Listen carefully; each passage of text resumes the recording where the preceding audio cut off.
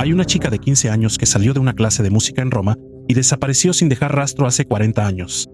Hay un banquero, lo llamaban el banquero de Dios, que fue encontrado ahorcado bajo un puente en Londres, con las manos atadas a la espalda y los bolsillos llenos de ladrillos. Y hay un jefe del crimen romano, un hombre que había pasado su vida en el crimen, enterrado, al morir, dentro de una basílica, en tierra consagrada, junto a los hombres de Dios. 3 hechos que parecen no tener nada en común. 3 historias distantes, en lugares diferentes, en años diferentes. Sin embargo, hay algo que las atraviesa a todas: un hilo. Y según quien lo leyó por primera vez, ese hilo había sido anunciado décadas antes, en unas pocas líneas escritas por una chica del campo en Portugal. Estamos hablando del tercer secreto de Fátima. Un mensaje guardado durante décadas en los lugares más reservados del Vaticano.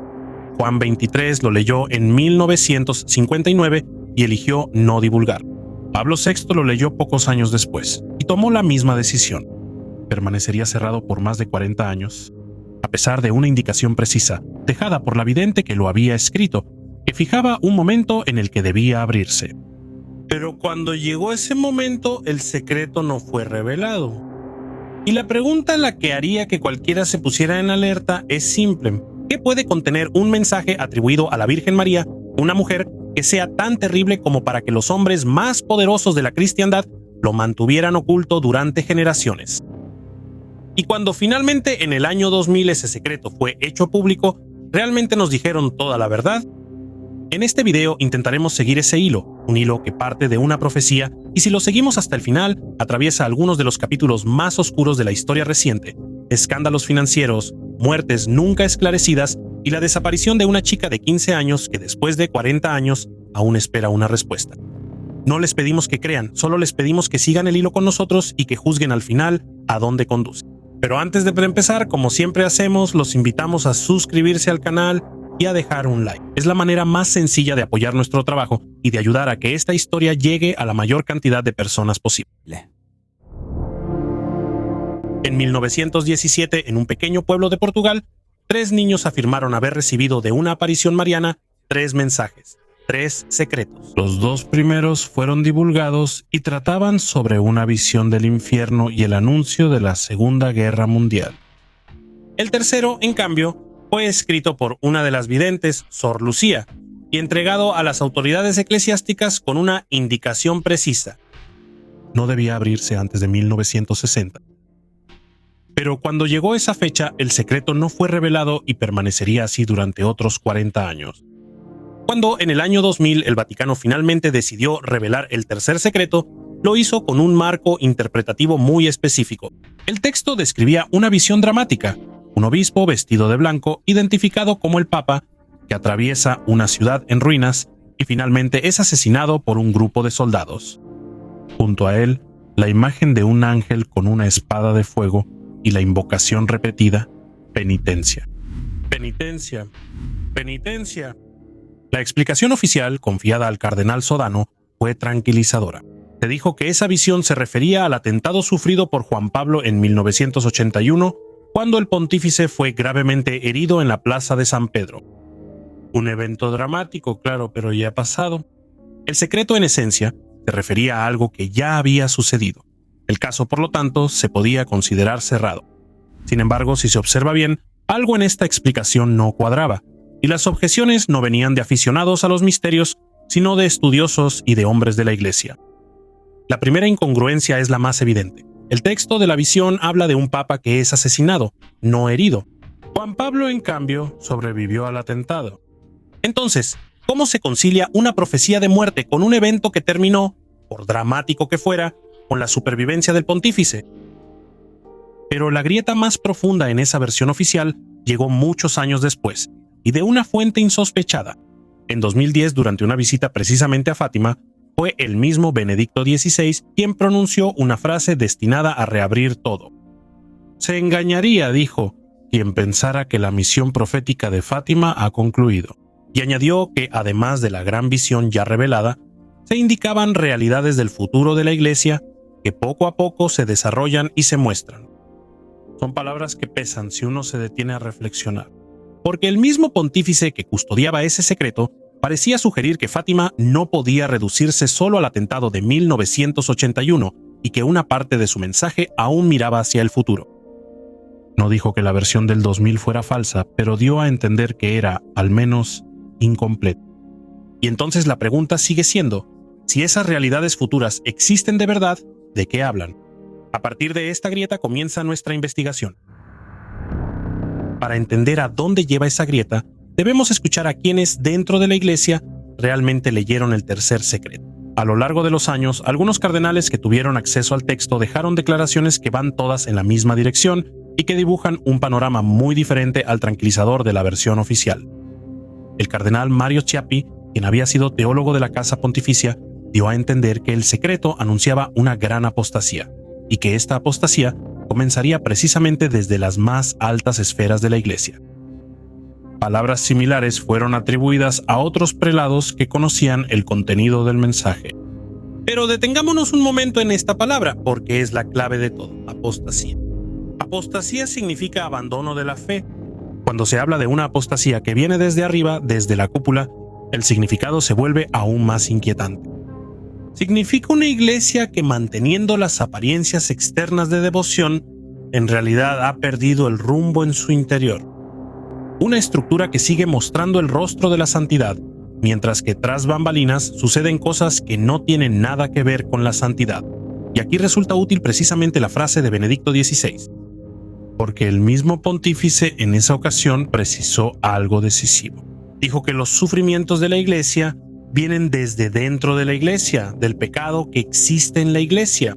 No es un enemigo externo entonces, no los perseguidores, no los ateos, no las ideologías. El mal, según esta interpretación, viene desde dentro.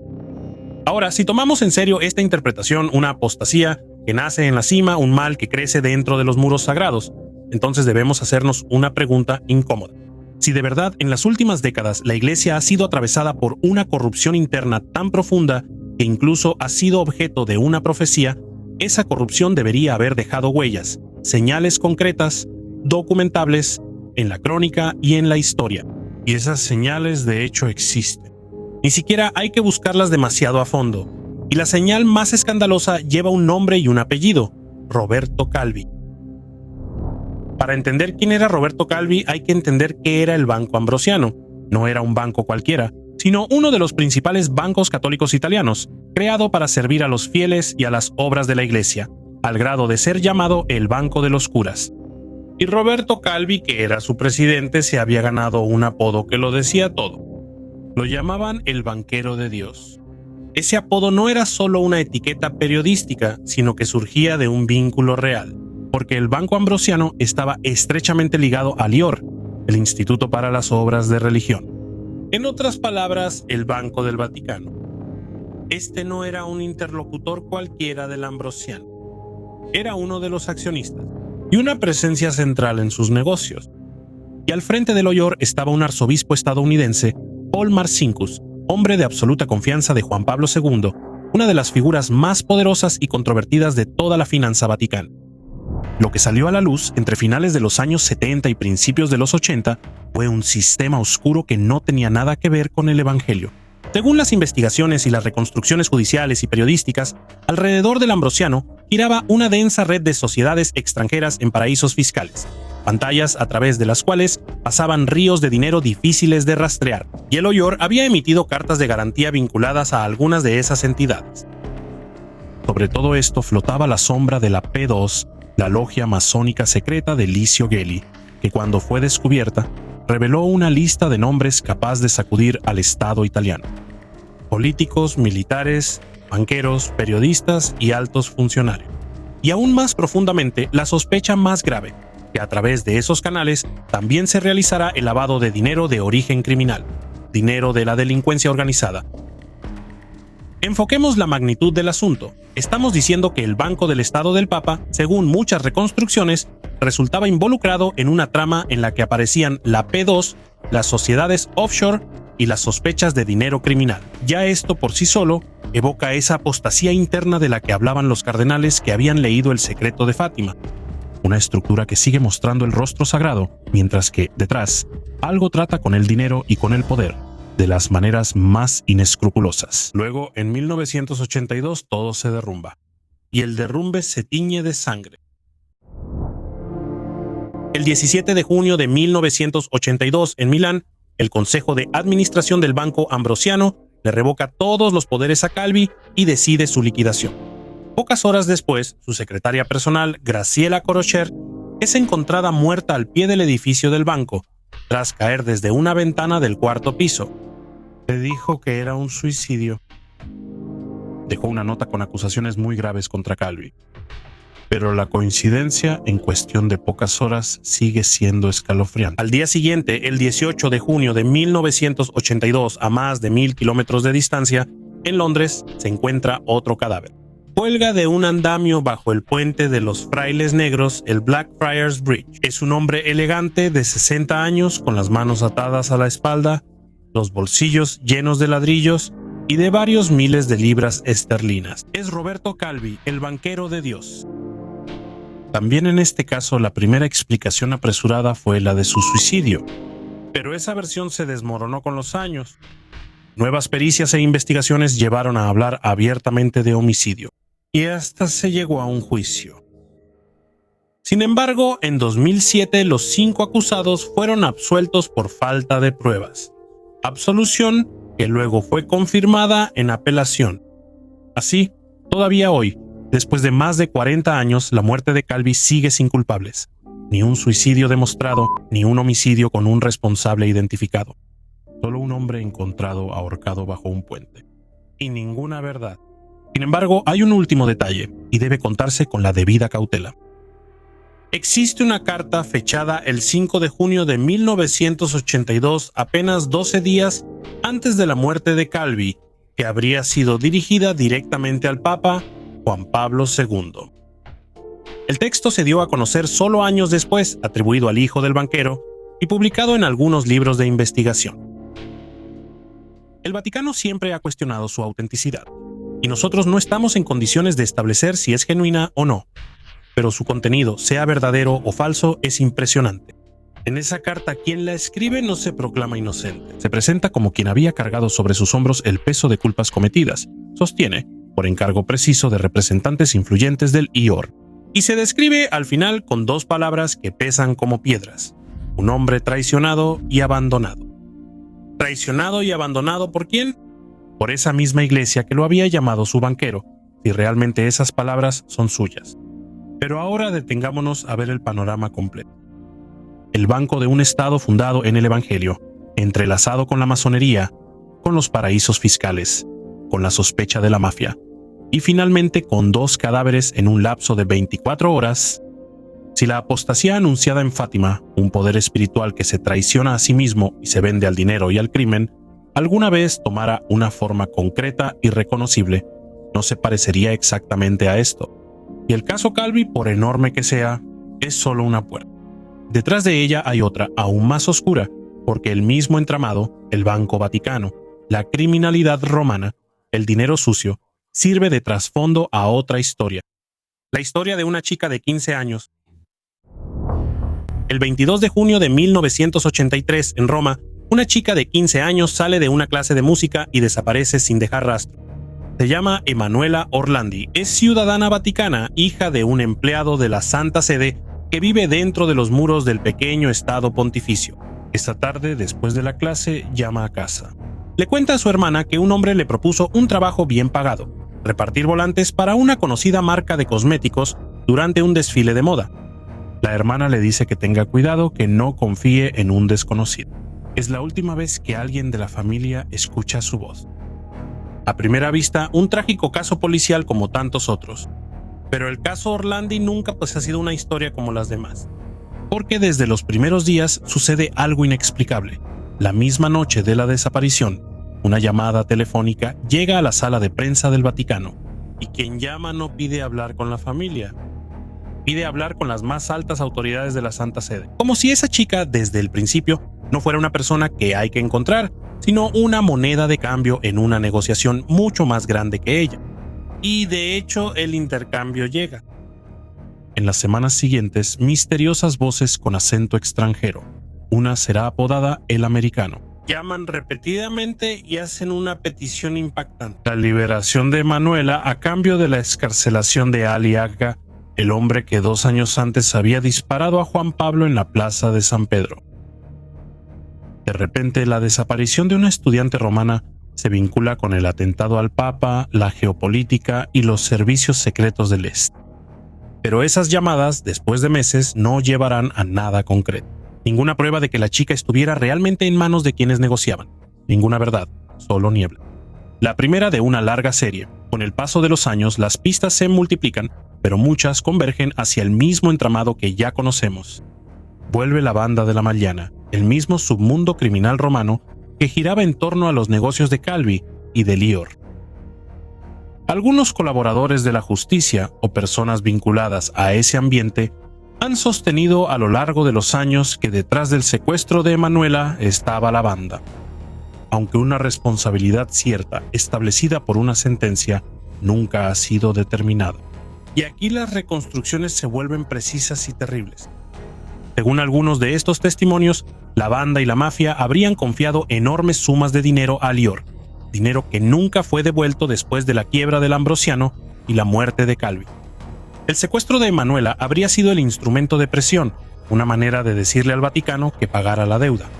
La chica, en otras palabras, como moneda de un chantaje financiero entre el AMPA y el Banco de Dios. Sigue siendo, conviene repetirlo, una hipótesis.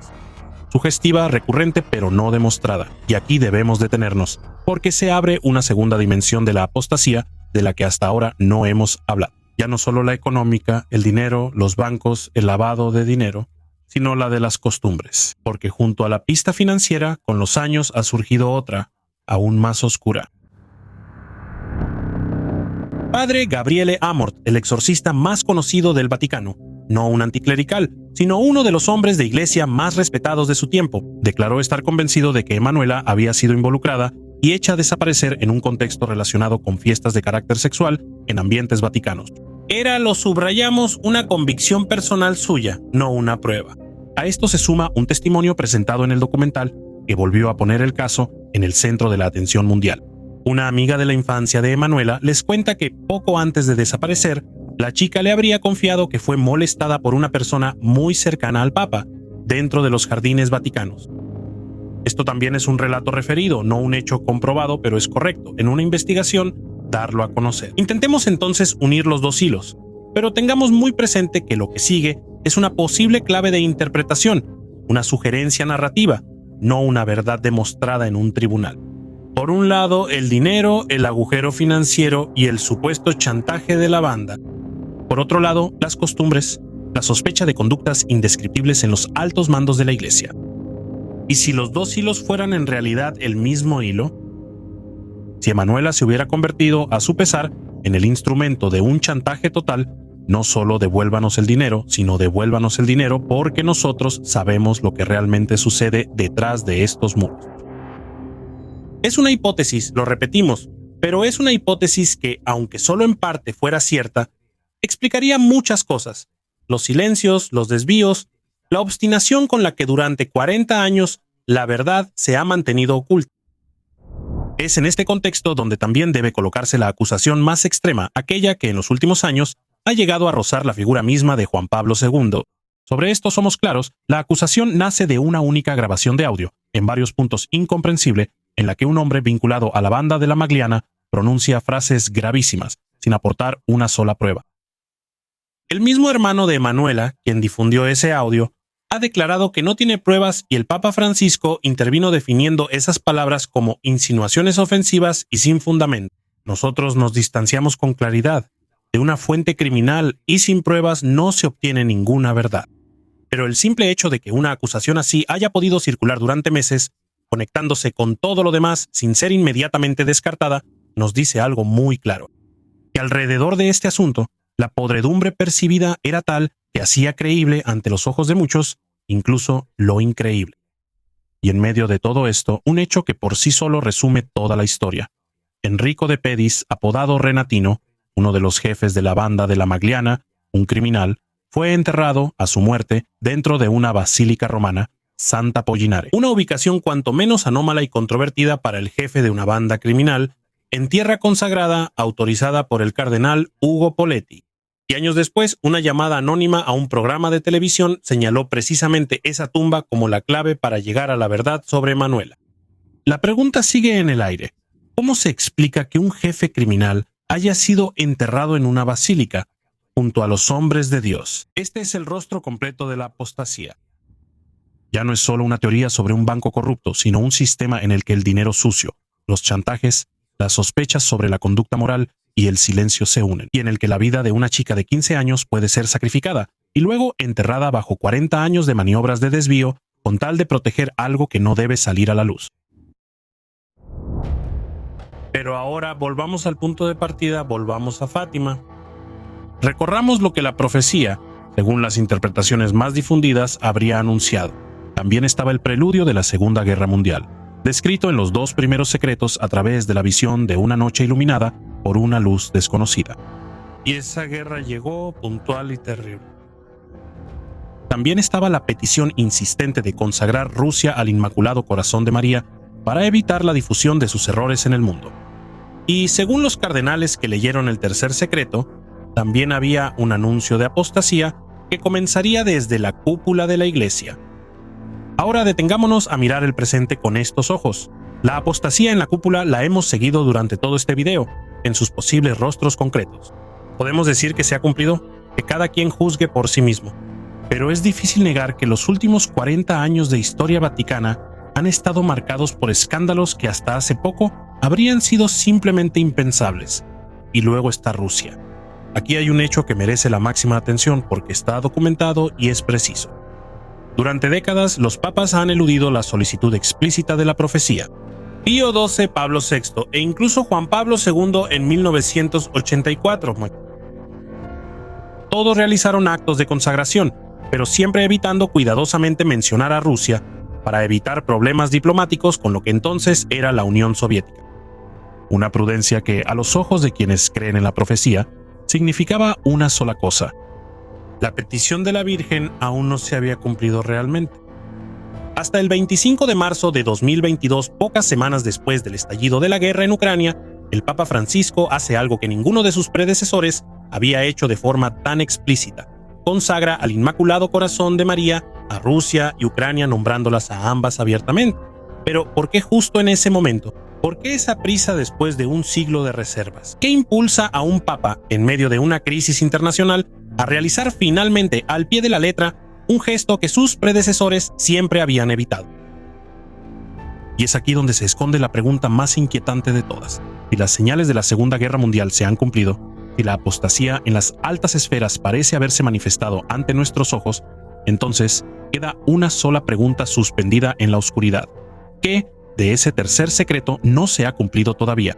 ¿Qué espera aún por cumplirse, tan grave como para llevar a un papa a apresurarse a realizar un acto postergado durante décadas?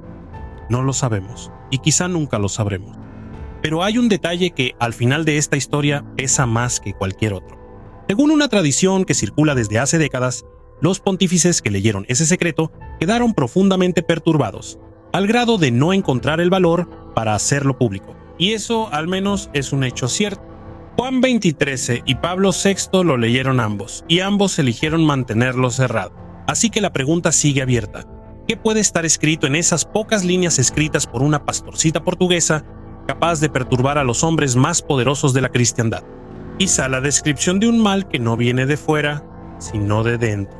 Quizá el rostro de una iglesia que traiciona a sí misma.